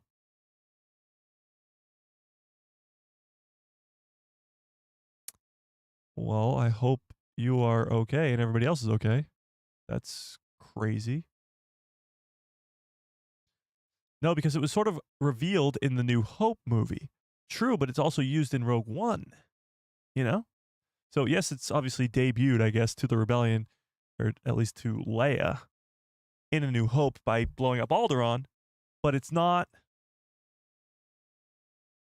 you know, it's used before that. That's right, Rogue One was its first test. Oh, maybe you're right. I gotta go back and rewatch Rogue One before this show comes out. Yeah.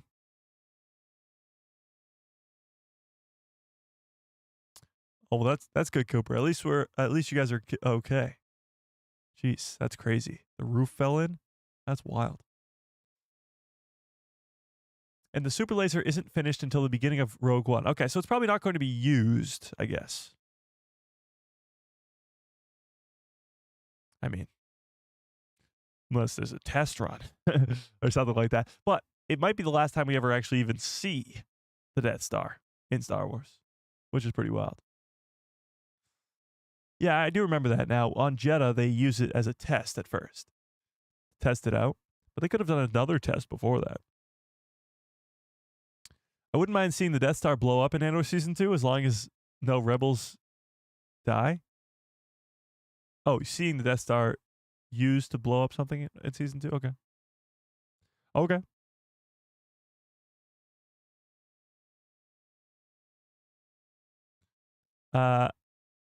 We've had some bad storms here and tornadoes have touched down, but nothing close to like that. It is crazy. Yeah. Might have the first test on a planet, but sure, it's not the first test it's gone through. Interesting. Yeah, it might be the first test that we see actually on people, because it kills people on Jeddah. But maybe it's not the first one ever. Interesting. They decided not to destroy the planet in Rogue One, just the city, to make a point. Yeah, I remember that. Because Jeddah's not completely destroyed. Yeah. Kit Fisto, what's up? Maybe test it on a ship? That would be wild. I just want to see it in action again. I just want to hear the boo. You may fire when ready. Yeah.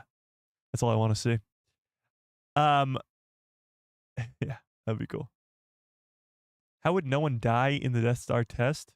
Well, maybe they're just testing it on something that's not like people. You know? What if they just shoot it off into the distance in space? Wouldn't it eventually hit something? Here's where you don't think about Star Wars too much, because once you start to think about the science of it all, it doesn't work. Because if you're shooting a laser, all these blasts, all these fights in space where they miss the ship, doesn't that blaster bolt just go on forever until it hits something? So wouldn't it eventually just hit? Like, what if Coruscant just eventually got hit by something because it missed a ship in a battle somewhere across the galaxy? Yeah. Don't think about it too much. Okay, well, then I'm going to end this poll. It will be interesting to see how they utilize the Death Star, though, because they mention it, or show it at least, in the trailer, and Clea is mentioning it as a weapon that they have, and she knows about it. Resistance is absurd. It's a weapon. They're building a weapon. Who is she talking to here? It's a weapon. I don't even know. They give very little details about this scene in this scene. They're building a weapon. The monster will come for us all. Revolution. This trailer is so good. You got the Death Star, you got Krennic, you got K2SO, you got the monster will come for us all, Palpatine probably, you got Vader possibly force choking Dedra right here. It's wild. The debate of whether or not Dedra's being force choked will continue on until we are told one way or another. Until it is revealed whether she's being force choked or not. I guess we'll never know.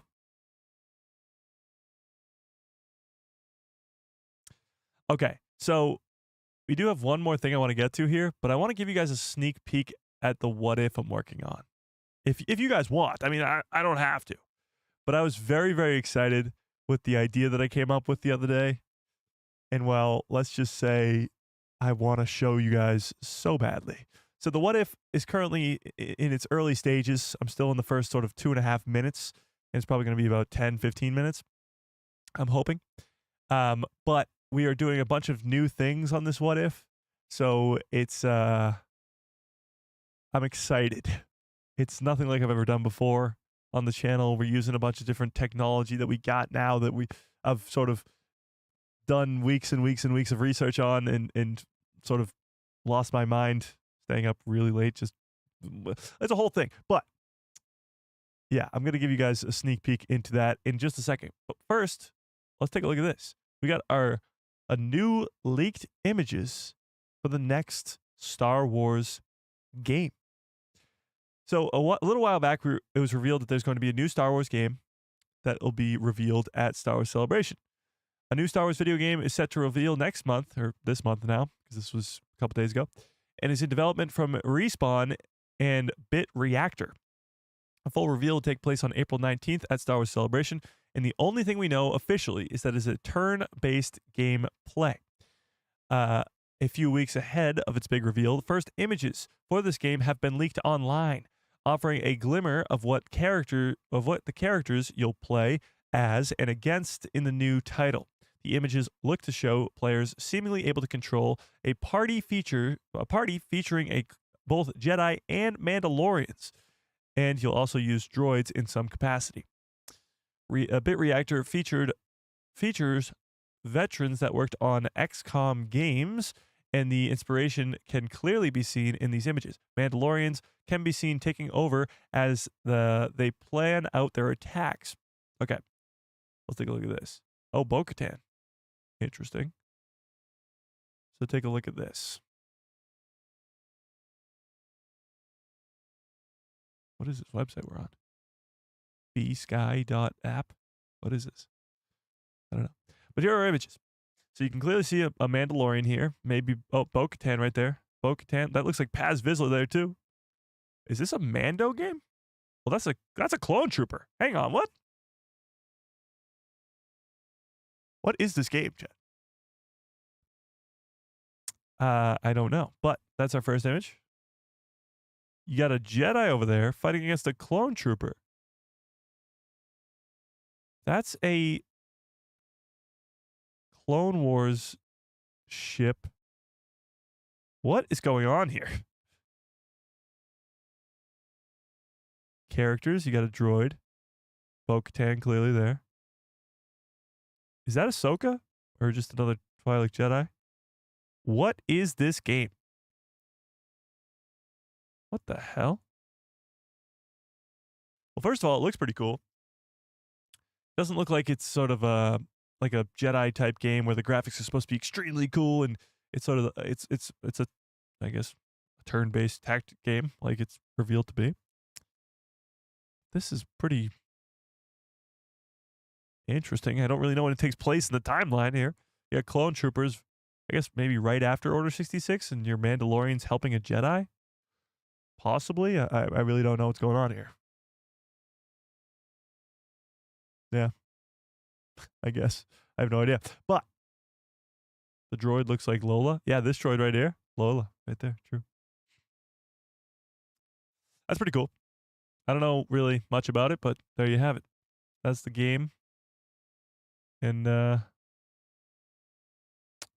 okay. This catches my eye. Skeleton Crew further proves Star Wars is better under Disney. Okay, we got to read this. We got to read this, chat. Star Wars is better under Disney, according to this. I mean, I wholeheartedly agree, but let's find out why. And the reason I agree is not because George Lucas did anything wrong. He's the GOAT. Full stop. GOAT. That's end of sentence. But he was going to stop making Star Wars content. He wanted to retire. So would you rather no Star Wars content or great Star Wars content? Rogue One, Rebels, Mandalorian, Ahsoka, Bad Batch, Clone Wars Season 7, Andor, Skeleton Crew. Skeleton Crew further proves... Okay. It's been just over 12 years since Disney acquired the rights for the Star Wars license from George Lucas. And in those 12 years, there's been some high points and there's been some low points.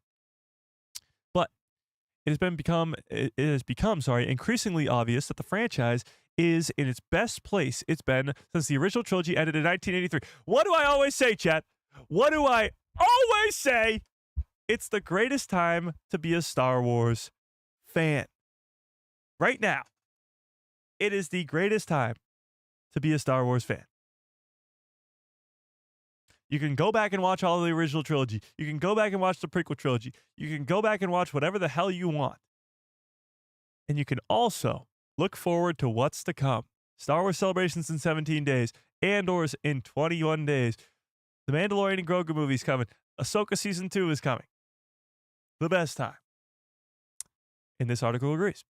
While the quality of the sequel trilogy continues to inspire debate amongst fans, Disney has managed to right its ship over the last few years, expanding the idea of what Star Wars can be. From TV shows to video games to comics to theme park attractions, Star Wars is delivering experiences that are superior to anything that we've gotten since Return of the Jedi. The greatest case for the superiority of Disney Star Wars comes from Disney+. Over the last 5 years, the streaming service has been an absolute gift for Star Wars fans. Things started with The Mandalorian, a series that has not only brought up new fans, but has given us characters that are as popular as well-regarded as the biggest in the franchise, Grogu and Din Djarin, that is. While Boba Fett's popularity in the original trilogy hinged on the fact that he simply looked cool, Mando is beloved by fans in large part thanks to the depth of his character.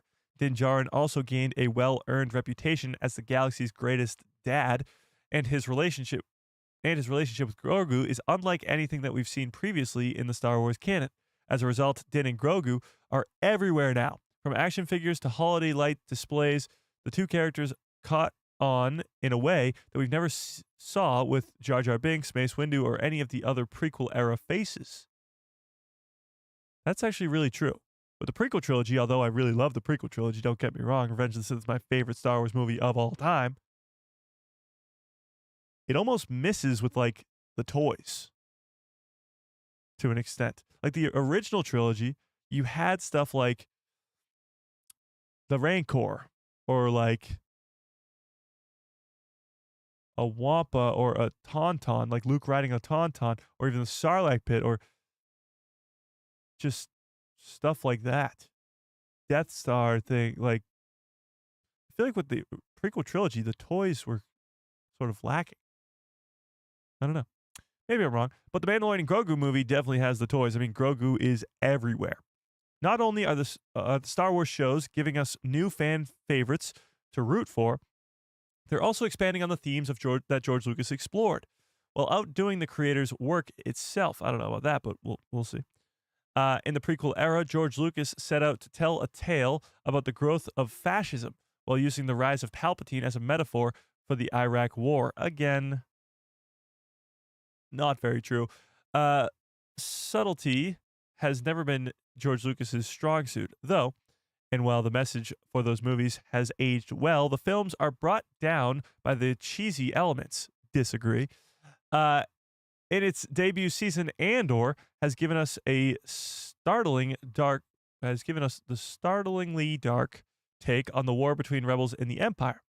While the show still feels grounded in the Star Wars universe, it tells a grittier story, and it's one that manages to feel frighteningly believable. Lucas also tried to push the idea of the Jedi being more flawed than we were led to believe by the original trilogy, but The Acolyte gave viewers a greater appreciation for the Jedi Council's failures, which did not go over well. George Lucas originally created the idea that the Jedi are very flawed by the time of the prequel trilogy, and of course that's what causes their downfall, with Palpatine rising to power and Anakin falling through their fingertips and all that stuff. But when The Acolyte gave us more of a, I guess, magnified view of the Jedi Council's failures, fans were not that pleased.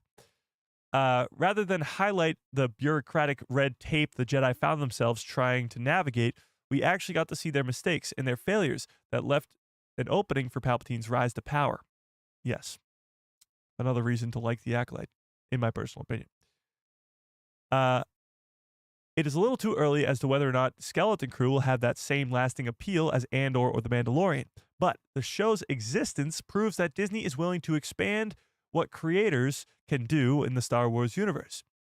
There are still droids, there are still lightsabers, there are still battleships, space battles, but the story channels 80s movies like Goonies, and as opposed to Star Wars Empire Strikes Back, one of the most concomitant complaints Star Wars is that the franchise has leaned too heavily on the characters connected to the original trilogy.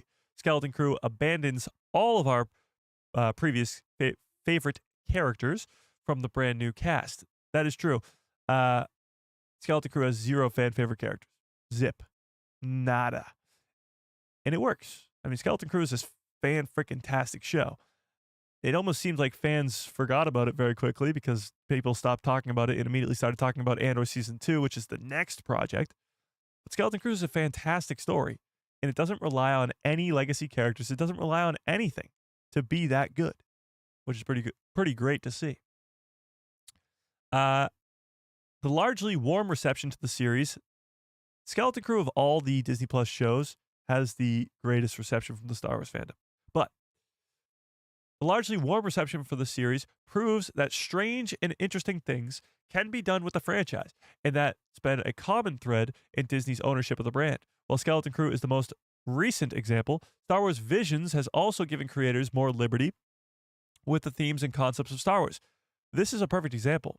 I was just talking about how much I love The Acolyte in that last sentence. I really don't like Star Wars Visions, and I know many of you do. perfectly fine, and we could sit here and talk about it all day long. But again, they're using Star Wars Visions as an example of giving more liberty and themes to the concept of Star Wars, and that is great. I'm just not the biggest fan. Let's put it that way. Yeah. So, the superiority of Disney's Star Wars isn't just limited to the TV shows. Video games are another perfect example of how things can improve in recent years. While the brand inspired lots of great games over the decades, when Disney acquired the license, it's been years since they've been truly beloved Star Wars games. In the last 5 years, that's actually really true, because before, there were games like the Knights of the Old Republic and the Jedi Knight, Jedi Outcast games. Those were like early 2000s. Yeah. But over the last 5 years, fans have been treated to Star Wars Jedi Fallen Order and Star Wars Survivor and the 2 Battlefront games, which hopefully there'll be a third one, but who knows. There's still one entry left in the trilogy, but fans have become invested in the adventures of Cal Kestis in a big way. Disney hasn't been afraid to take big swings in games either. While reception for Star Wars Outlaws was mixed, the game was fairly ambitious, sorry. And the same can be said about Quantic Dream's Star Wars Eclipse, but we haven't gotten Star Wars Eclipse yet. However, going back to Star Wars Outlaws, that game was extremely underrated as well. Much like Skeleton Crew, it did something that nobody expected it to do, an open-world Star Wars game. And just because it follows a new character of Kay Vess, fans didn't really give it a chance. However, it's an open-world Star Wars game, and it's freaking awesome. So, there you have that. Then it goes on to talk about the parks and all that stuff. And yeah, I mean, they make a good point here. And that is, it's no better time to be a Star Wars fan. Like, you can go to the Galaxy's Edge. You can go watch all the Disney Plus shows. You can go, like, you get any side of the Star Wars universe you want. Jedi and lightsabers, you got the Acolyte. You got Kenobi. You got Ahsoka. You want a sort of a bounty hunter mission, you got the Mandalorian. You want a more grounded pirate story, you got Skeleton Crew. You want a more grounded, grittier story, you got Andor. Like, whatever you want, you got. You want good video games? Sure as hell have those too. That's pretty cool. I mean, we just found that article now, so that's all I kind of have on that. Yeah. Okay, you want a sneak peek at the what if? Let's hope the stream just doesn't shut down here. Last time I tried to open this software, the stream just broke. So let's hope that doesn't happen again. Okay.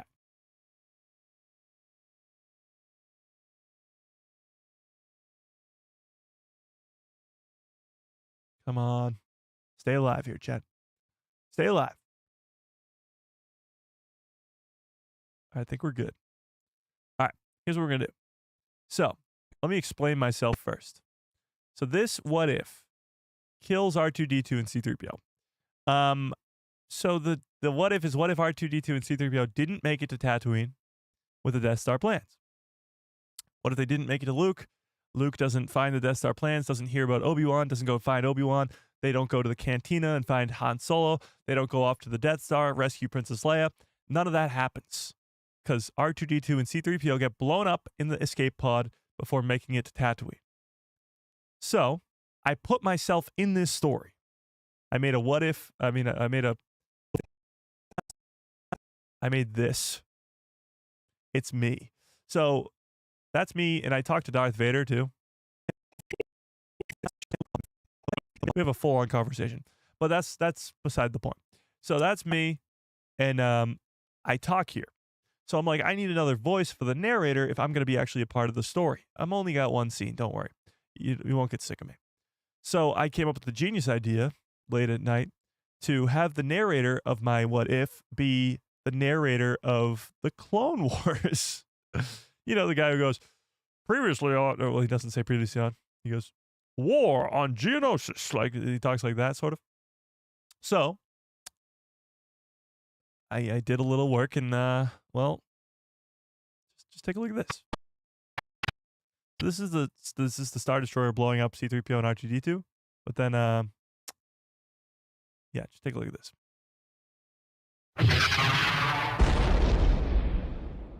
What if R2-D2 and C-3PO never reached Tatooine with the Death Star plans? What if this message never got to Luke Skywalker? And he never found Obi-Wan Kenobi?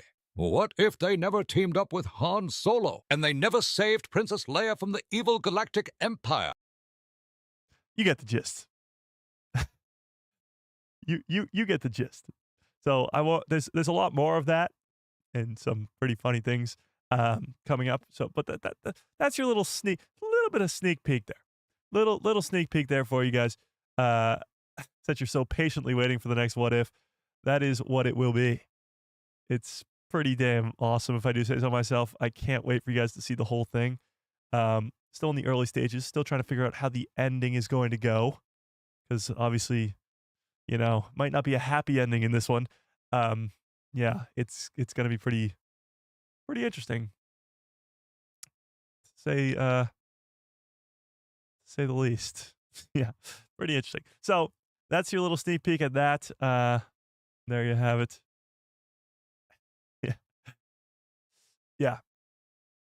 Yeah, Tom Kane. Exactly. Tom Kane. Okay. Well, Mike, not to sound too big-headed, you don't have to thank me for suggesting the what if idea. Yeah, 50 Thunder did come up with that idea. Absolutely. I mean, we were sort of spitballing a ton of different what ifs, and yeah, 50 Thunder, you were the one who came up with that one. Pat yourself on the back, 50 Thunder. Congratulations. Yeah. What if Leslie Headland never cast the green-headed bald dude? What? Yoda? Oh, you mean Vanessa? Oh, okay, never mind. Sorry, that went right over my head. Sorry. Okay. Yeah.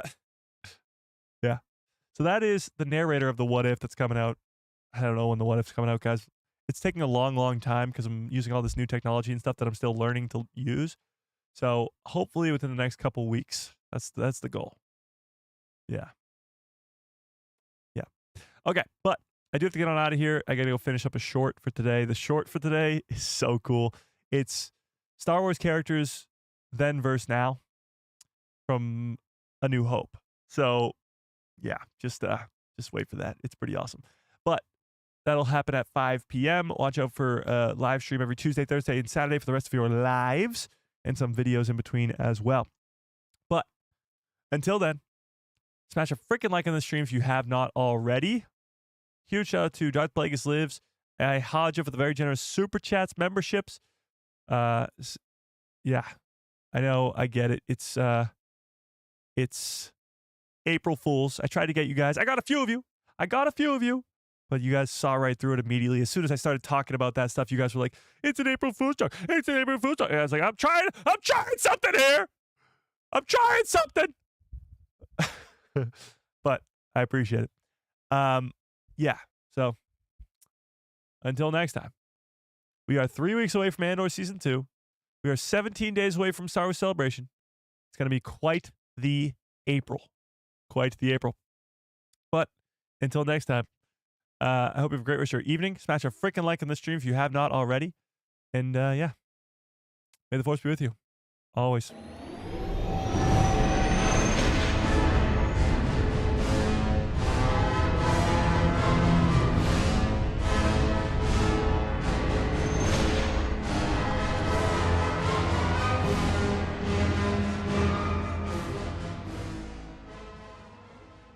Oh, yeah. What a great stream. What a great show. You guys are absolutely the best of all time. Happy April 1st. April Fool's Day, if you will. I hope you have a great rest of your evening. Watch out for that short later on tonight. And good night, everybody.